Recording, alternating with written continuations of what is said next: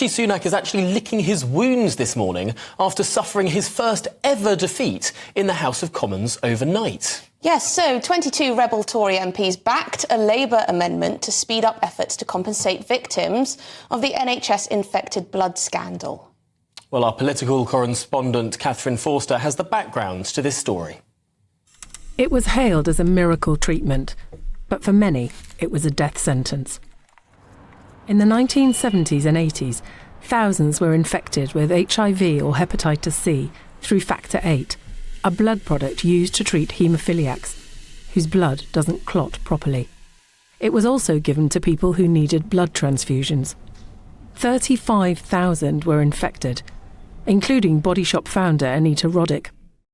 She died from complications from hepatitis C decades after being infected by a blood transfusion when giving birth. Almost 3,000 have died, and the impact on survivors is profound. Sunday Times political editor and author Caroline Wheeler has been campaigning for victims for decades.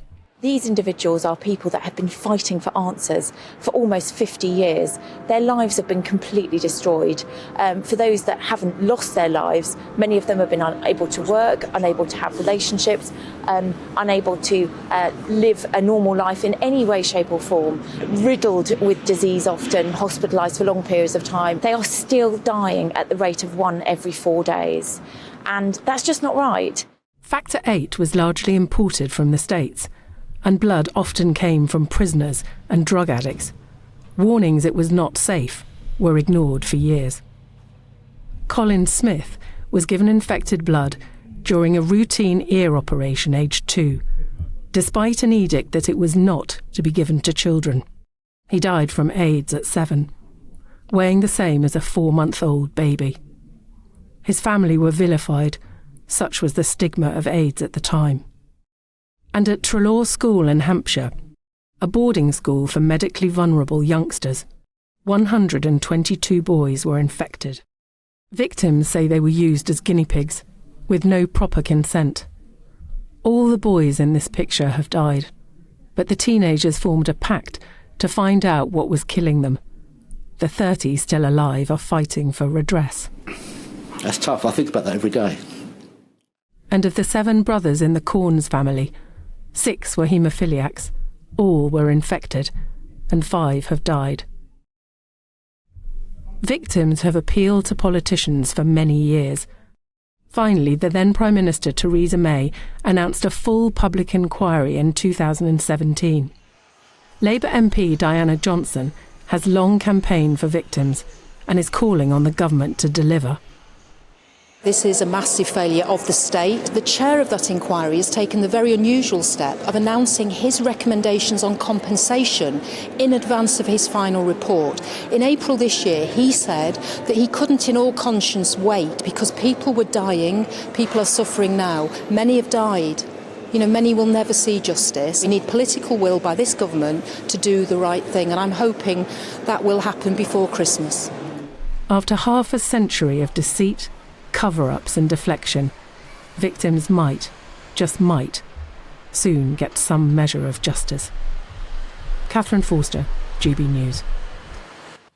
And thank you to Katherine for that. Now, just before we speak to Katherine, we've got some serious news we need to bring you, and that is that all schools in the Welsh town of Aberfan in South Wales have been closed. The South Wales Police Department has said that emergency services are responding to a serious assault that took place on Moy Road, Aberfan, Merthyr, just before 9:10 this morning.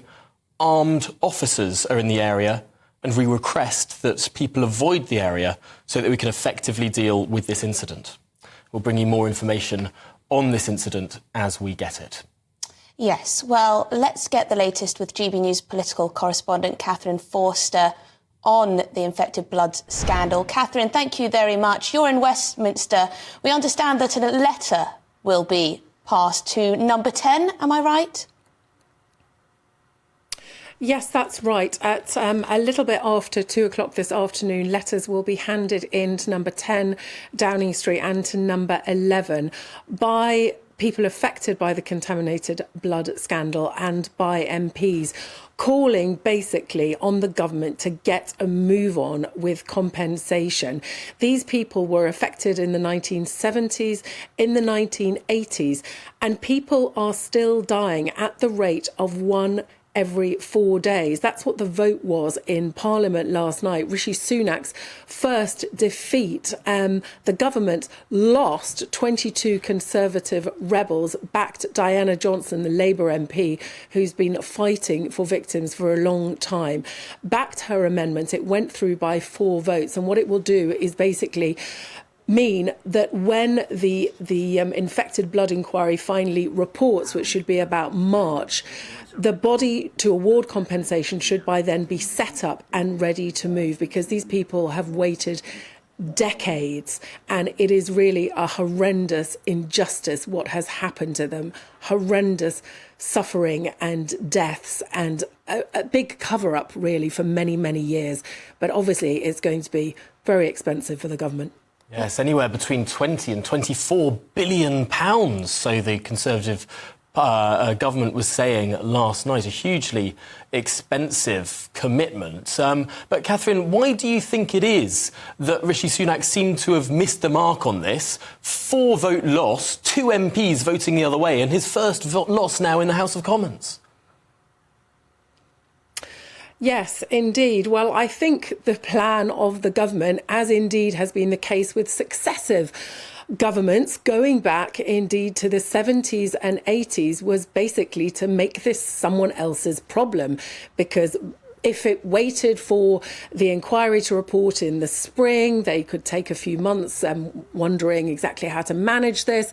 Lo and behold, there'd be a general election. The Conservatives might not even be in power then. It would then be Labour's problem. And this is what we've seen again and again for decades. Basically, nobody really wants to take responsibility for this scandal, and because it's expensive. But this goes back to really when it was happening, because in the 70s and 80s, Britain was not self-sufficient in blood products. We didn't have the facilities, even when we did have enough blood, to process it. And so it was cheaper and easier to get the blood from abroad, specifically America, even though there were very real and known risks, which now, of course, we know much more about. Thank you very much indeed. GB News political correspondent Katherine Forster there. It's quite incredible that they set up this inquiry only in 2017. It was Theresa May, wasn't it? Yes. And it's now 7 years later. It is. Still no clear decision on how much compensation and when it will be delivered. But we'll bring you more on that. Yeah, and there has been an interim payment.